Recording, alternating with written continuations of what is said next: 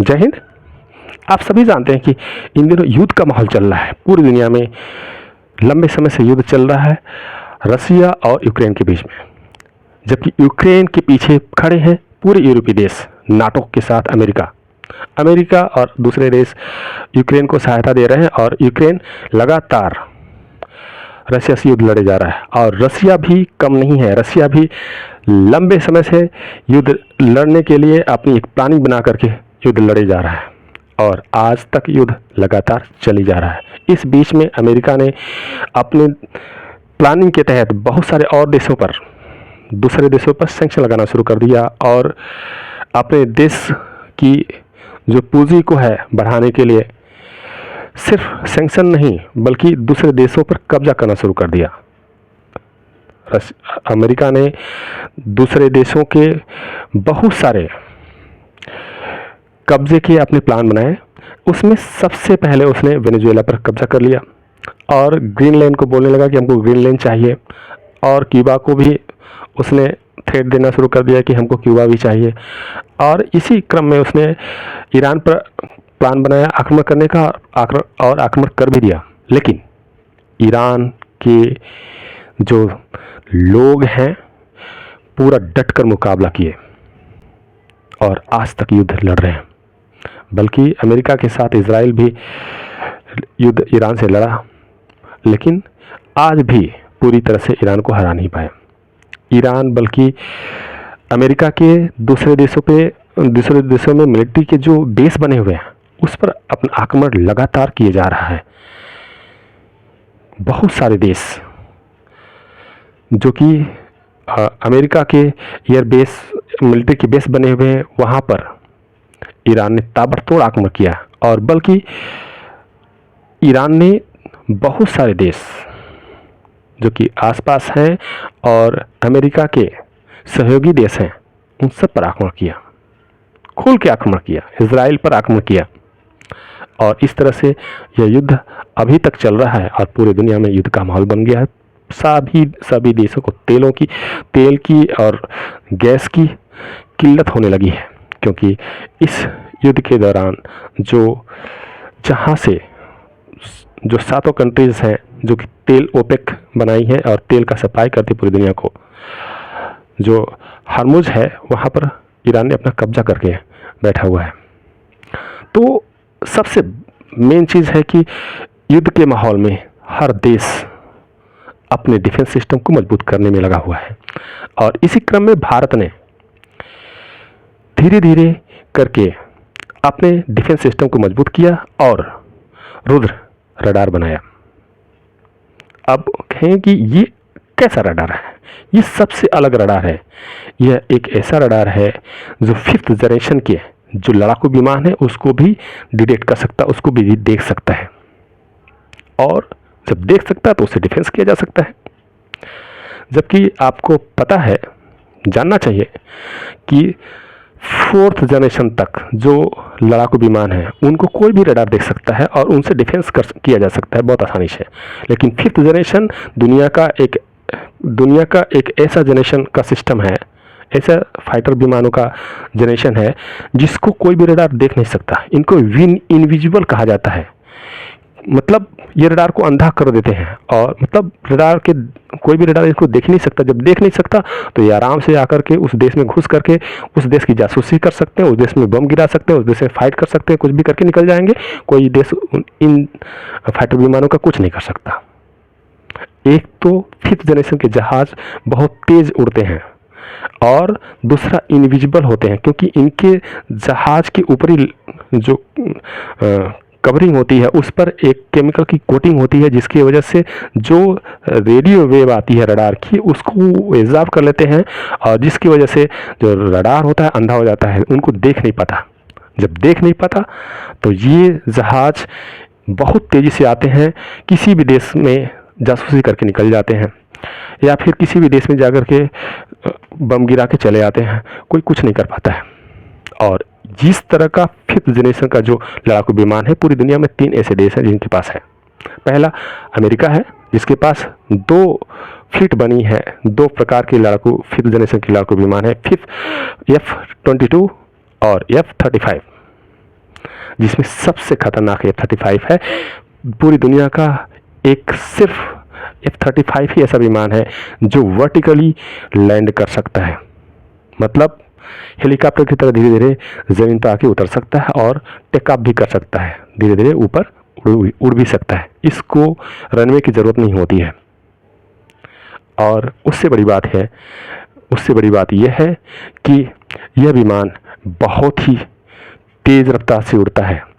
इसके उतरने के लिए कोई भी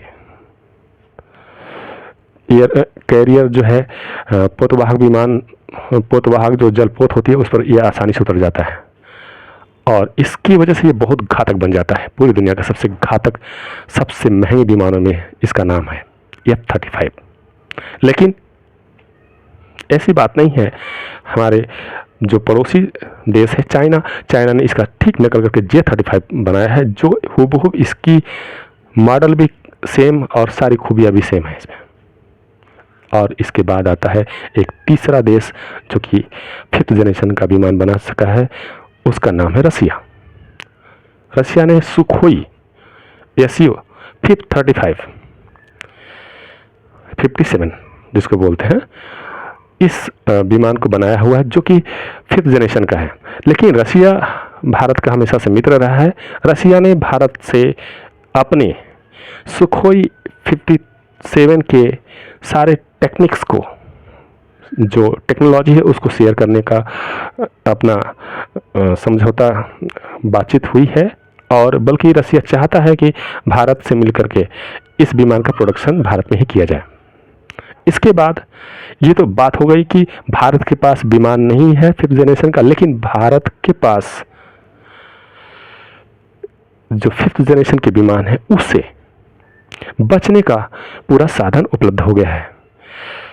यह साधन जो रुद्र रडार है, बनाने के लिए DRDO और भेल दोनों कंपनियों ने मिलकर के एक मिशन तैयार किया, जिस मिशन का नाम है मिशन सुदर्शन चक्र।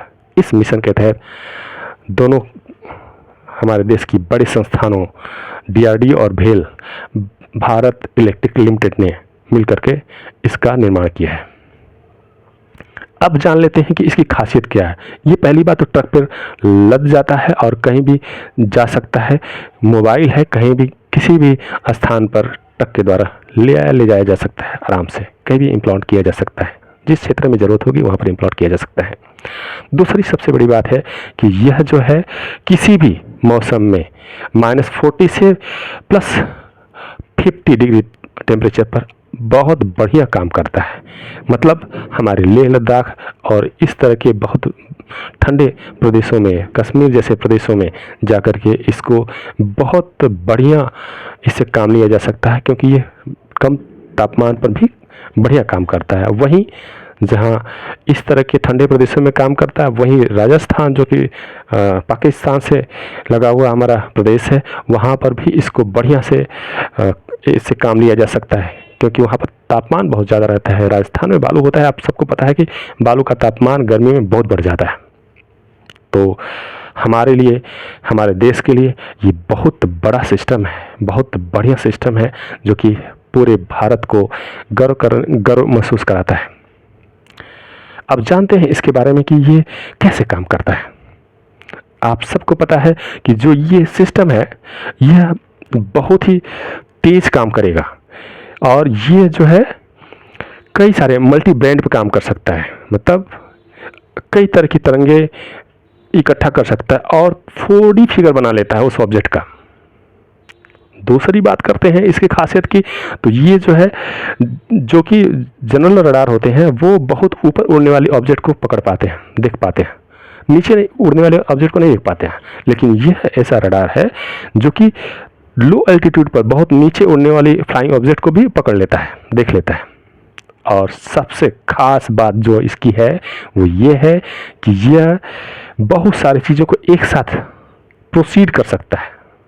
मतलब बहुत सारे डाटा को कलेक्ट कर सकता है, उस डाटा को प्रोसेस एनालिसिस कर सकता है और साथ में बहुत तेज़ी से डिसीजन कर सकता है, डिसीजन ले सकता है कि कोई चीज़ हमारी तरफ आ रही है तो हमारी चीज़ है कि नहीं, हमारे देश की अगर कोई चीज़ है तो उसको आक्रमण नहीं करना है, बाहर की कोई चीज़ है तो उसको तुरंत एनालाइज करके जो हमारे इस रडार से जुड़ा हुआ डिफेंस सिस्टम है, जैसे कि देखा जाए तो इसकी जो मारक क्षमता है, जो कवरिंग एरिया है 100 मीटर से लेकर के 30 किलोमीटर तक की है, तो इस रेंज की जो मिसाइल इससे जुड़ी रहेगी उसको एक्टिवेट कर देगा और वो मिसाइल लॉक हो जाएगी, उस जो भी फाइटर विमान आ रहा है उसको मार गिराएगा।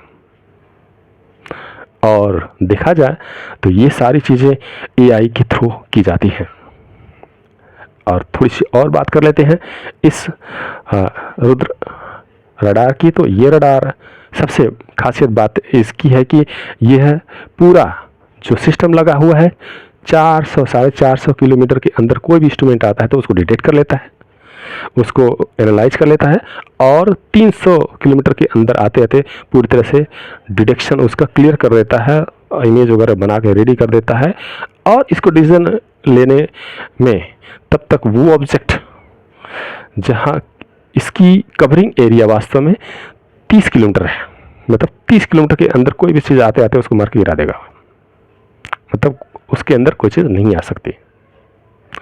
इस तरह से देखा जाए तो हमारे देश के लिए ये एक बहुत गर्व की बात है, वरदान है हमारे देश के लिए, क्योंकि हमारे देश में 5th जनरेशन की विमान नहीं है। हमारे देश में जो राफेल आया है 4.5 जनरेशन की विमान है, वो 5th जनरेशन का विमान नहीं है। तो हमारे देश के डीआरडीओ और भेल दोनों संस्थाओं पर हमारे पूरे देश को गर्व है, हमारे उन वैज्ञानिकों पर गर्व है जिन्होंने इस तरह के डिफेंस सिस्टम को डेवलप किया। जय हिंद, जय भारत।